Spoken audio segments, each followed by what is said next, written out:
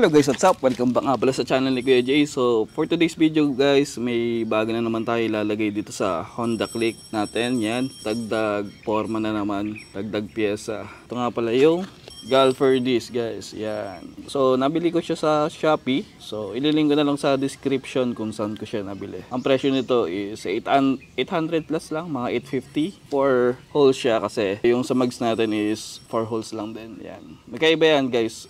Sa version 3 kasi 5 holes, kaya huwag kayong magkakamali na i-check muna kung 4 holes or 5 holes yung bibilin yung disc. So 260mm to guys. Yan. So ito yung box niya, Golfer.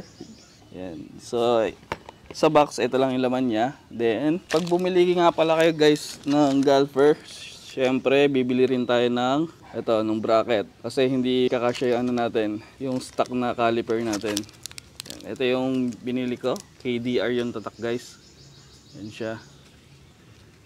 Tapos may na siya. Yan yung bolts niya. Yan. So pang to talaga to, pang stock na caliper. So yun guys, bago tayo magsimula, sa mga naligaw po at bago dito sa channel ko, please like, subscribe at click nyo na po yung notification bell para ma-notify kayo sa mga susunod pa natin mga videos. So yun guys, let's do this! So ayun guys, ang unang tatanggalin natin, ito, gamit lang tayo ng 10mm dito. Then dito, pa-flower yung niya, screw niya dito. Kaya ito yung gagamitin natin guys. Yan. So tara, baklasin muna natin to.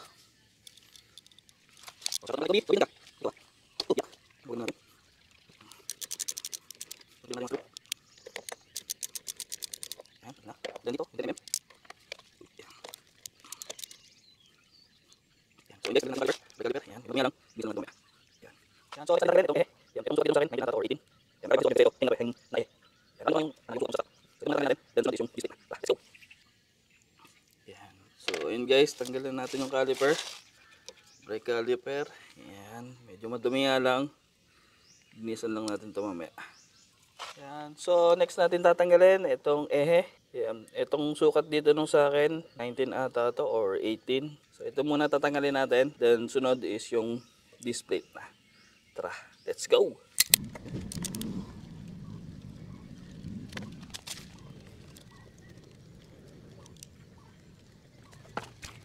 So, yun guys, muntikan ko na makalimutan. Kailangan pala natin lagyan ng kalang. Ito, yung ilalim ng motor natin. Kasi, pag tinanggal natin yung unahang gulong natin, babagsak yan. Sasayad yung shock natin. Yan, so shoutout kay Kobe. Storbo talaga yun eh. So lalagyan muna natin ng kalang yung natin, motor natin. So okay na yan.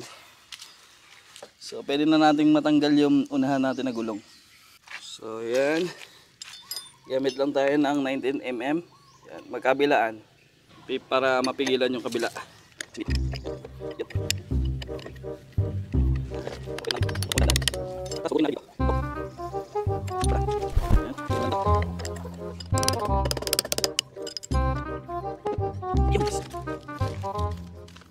So yun, natanggal na natin yung gulong. Ito naman ang tatanggalin natin, yung disc plate.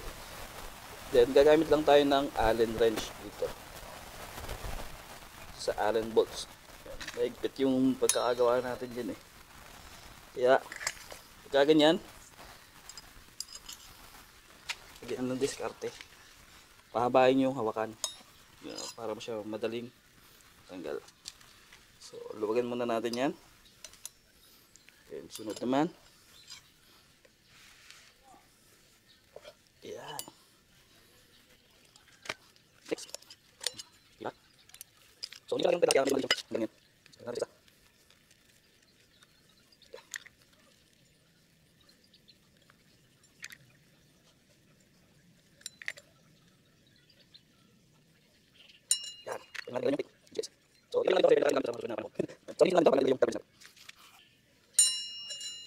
Yan. Pwede na natin tanggalin yung plate. Yan siya guys.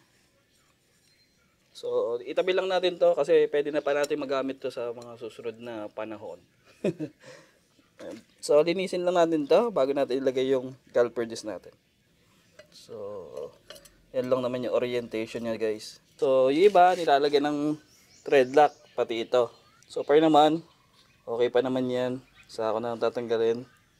Ito muna ang mga bolts na dito, yung importante. So, ito nga pala yung binili kong thread lock. LOC TTLF. Hindi ko alam yung base dyan. 243 thread locker. So, asul yung laman niya guys. Asul. Ito, hindi pa siya yung katulad nung sa pula. Yung pula kasi parang permanent na yan. Ano? So, sobrang tigas na nun. Baka mahirapan tayo in the future pag babaklasin na natin yung tawag dito, yung mga bolts dito. Kaya itong asul, mas okay rin naman ito. Then, kung gusto niya yung pula, wala rin namang problema yon. Kasi mas matibay yon, saka mas mahigpit yung pagkaka-bolts niya. Gamit na natin to. So, sa paglalagay nito, yung dulo lang nilalagyan natin. Ayan. Ayan natin yung dulo. Ayan, paikot lang. Okay. Then, saka natin ikabit dito. Ikot lang natin. Huwag muna natin siyang higpitan. So, tapusin muna natin yung apat.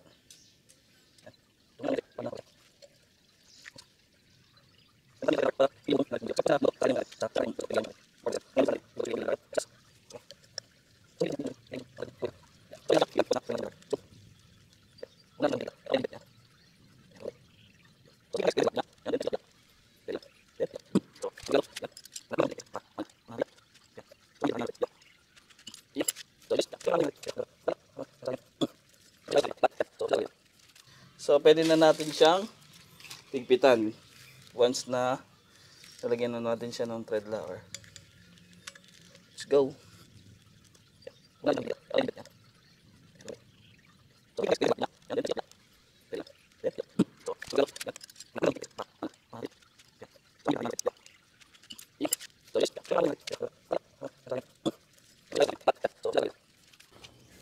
So guys, itong caliper linis-linisan lang natin ng konti. Ayan.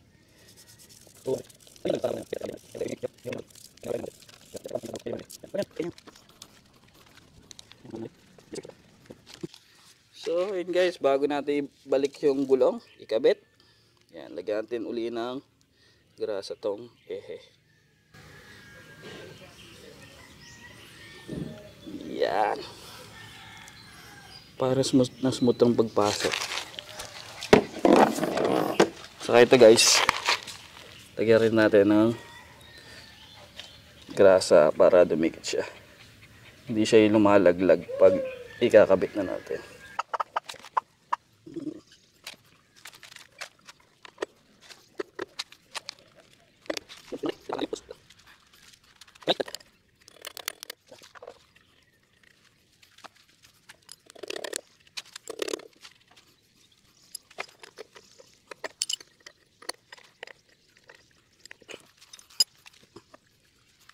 Yan.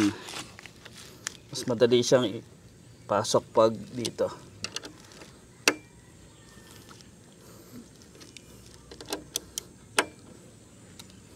Yan.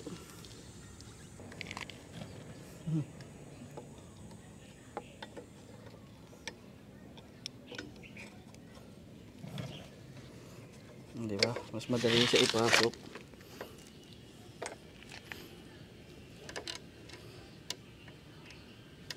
Ito lang yan. Ito lang yan.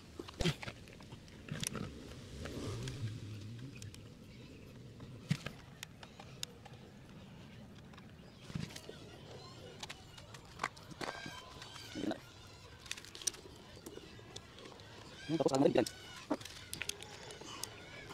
Ang hit lang. Yan. Ang hit lang. Malayo. Pangalasin natin. Pagka natin yung isang sayad. Double check. Saan? Isang sayad. Yun. Sayad. Isang sayad. Yun. So, lagyan natin lang. Lagyan natin. Lagyan natin lang.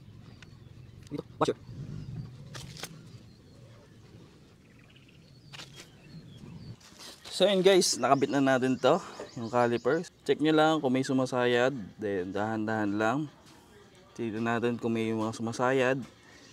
Yan. And so far wala naman sumasayad guys. Yan. Yeah. So medyo masikip pa yung ano natin, yung brake natin, kaya hindi siya tuloy-tuloy. Pero wala naman sumasayad. Ang importante walang sumasayad. Yeah. So ayun siya. Goods naman. So yun guys, first impression natin dito, pag nakita natin yan, ganda ng ng style. Kakaiba siya sa sa stock. Yung stock kasi natin maliit lang, 220mm lang ata yon. Ito 260mm na. Saka makapal yung niya guys, makapal yung plate niya. Saka hindi umaalog yan. Hindi siya umaalog. Tapos yung bracket natin, KDR, maganda rin tingnan. So sa future na lang natin papalitan tong natin, caliper natin. Yan. So ngayon, ito muna. Wala pa tayong budget eh. Ayan. Saka sa preno naman. Ayan. Ayan. Responsive naman siya. Iyon. So yun yung kagandahan doon. Pag kukumpare mo naman siya sa lakas ng preno, sabi lang din naman, halos wala namang pinagkaiba. So yun guys, ililink ko na lang sa description yung yung store ng napagbilang ko nito. Ayan. Para kung gusto nyong bumili is makikita nyo agad. So yun guys, bagong pyesa, dagdag pogi na naman dito sa Honda Click 125 natin. So ganun lang pagpapalit ng disc brake dito sa Honda Click natin. So yun guys, bago tayo magpaalam sa mga naliligaw po at bago dito sa channel ko, please like, subscribe at click nyo na po yung notification bell para ma-notify kayo sa mga susunod natin mga video. So yun guys, see you on the next one. Rock, paper, peace.